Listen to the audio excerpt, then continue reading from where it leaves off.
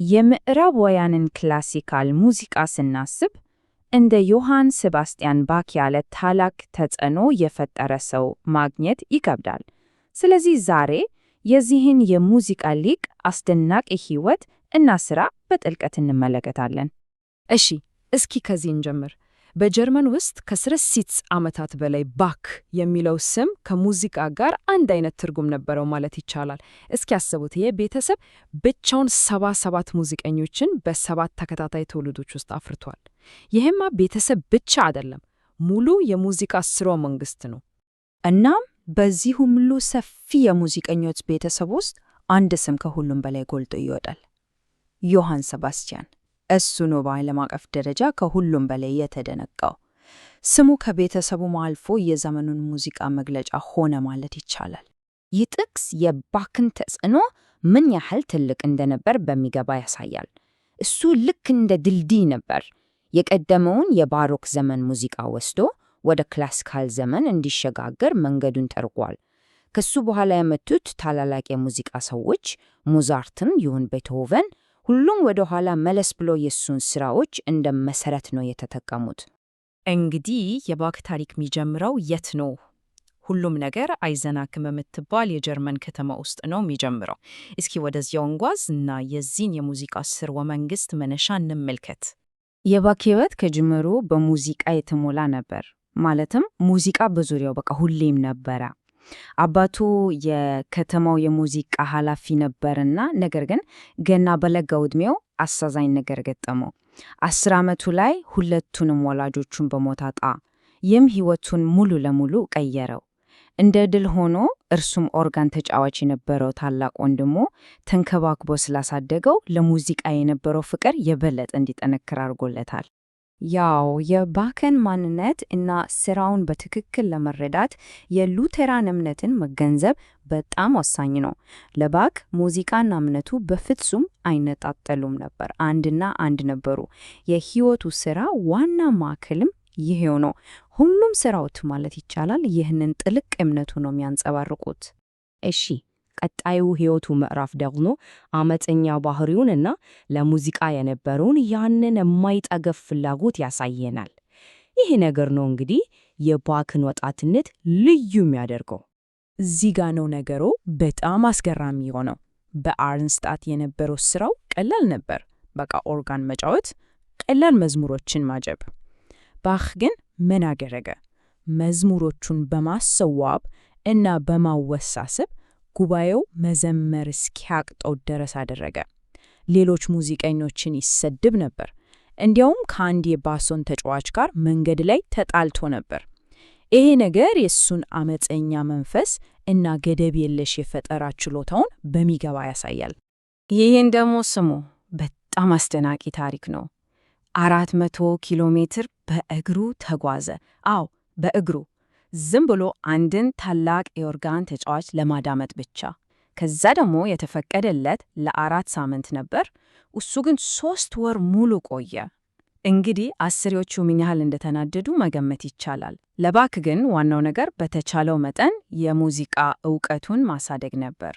ሌላውም አንድ ምርጥ ታሪክ አለ።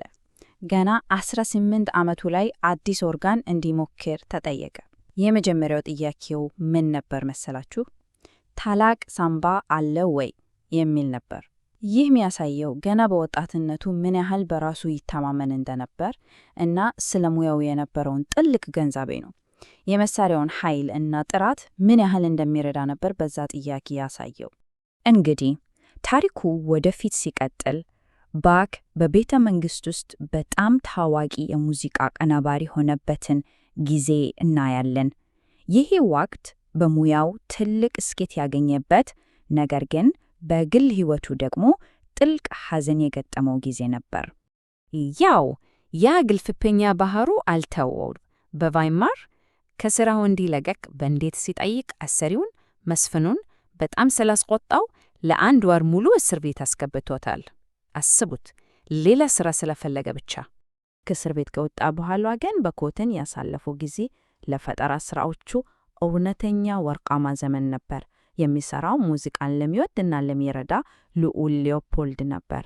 እናም ይህ ለባክ ትልቅ የፈጠራ ነጻነት ሰጥቶታል። ዝነኞቹን የብራንደንበርግ ኮንቸርቶች ያቀናበረው በዚህ ወቅት ነበር።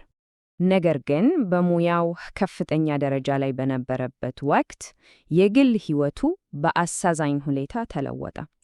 በ1720 ከጉዞ ሲመለስ ሚስቱ ማሪያ ባርባራ ሞታ ተቀብራ ጠበቀችው።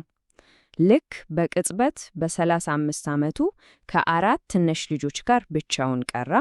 ይህ ደግሞ ወደ መጨረሻው ረጅሙ እና በሚያስደንቅ ሁኔታ በስራዎች ብዛት እጅግ በጣም ወደ በለጸገው የባኪ ሕይወት ምዕራፍ ይወስደናል።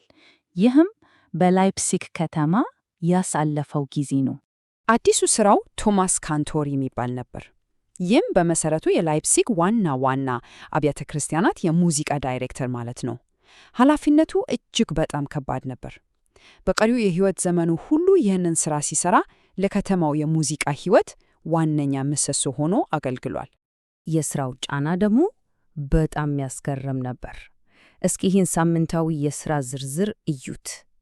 ሰኞና ማክሰኞ አዲስ ካንታታ ማቀናበር፣ ረቡዕና ሐሙስ ሁሉንን የሙዚቃ ክፍሎች መግለበጥ፣ ዓርብና ቅዳሜ ልምምድ ማድረግ፣ እሁድ ደግሞ ማቅረብ። በየሳምንቱ ልክ እንደ አንድ የሙዚቃ ፋብሪካ ያለማቋረጥ መስራት ማለት ነበር።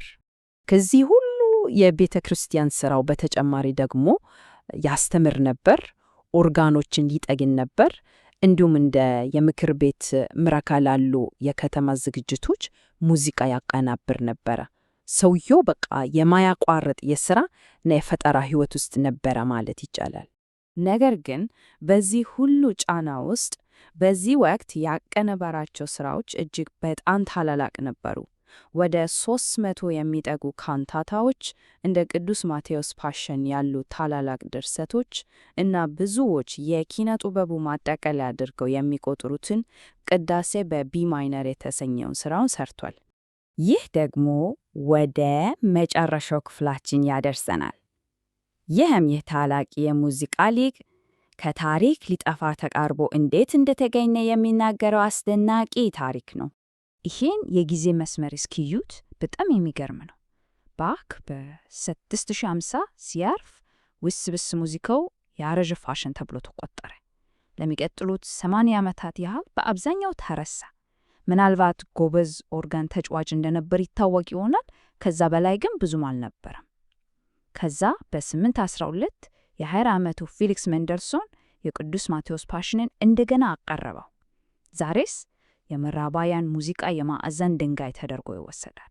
ስለዚህ ወሳኝ ነጥብ ነው። የሜንደልሶን ትርኢት በጣም ከፍተኛ የሆነ መነቃቃትን ፈጠረ። ይሄ አንድ ክስተት ከዓለም ታላላቅ የኪነ ጥበብ ቅርሶች አንዱን ለሕዝብ በመመለስ የባክን ስም በታሪክ ውስጥ ለዘላለም እንዲሰፈር አድርጓል። እናም ልዩነቱ በጣም አስገራሚ ነው። ከመረሳት ደርሶ ዛሬ ላይ 75,000 ሰዎች ሙዚቃውን ለማክበር ብቻ በየዓመቱ በላይፕዚግ የባክ ፌስቲቫል ላይ ይሰበሰባሉ። ይሄ የቅርስነቱ ዘላቂ ኃይል ምን ያህል እንደሆነ ያሳያል። ይህም ወደ አንድ የመጨረሻ ሐሳብ ይወስደናል። የባክ ታሪክ እንናስብ ያደርገናል። ሌሎች የኞቹ ጊዜ የማይሽራት ሊቆች ዳግም እስኪገኙ እየተጠበቁ ይሆኑ።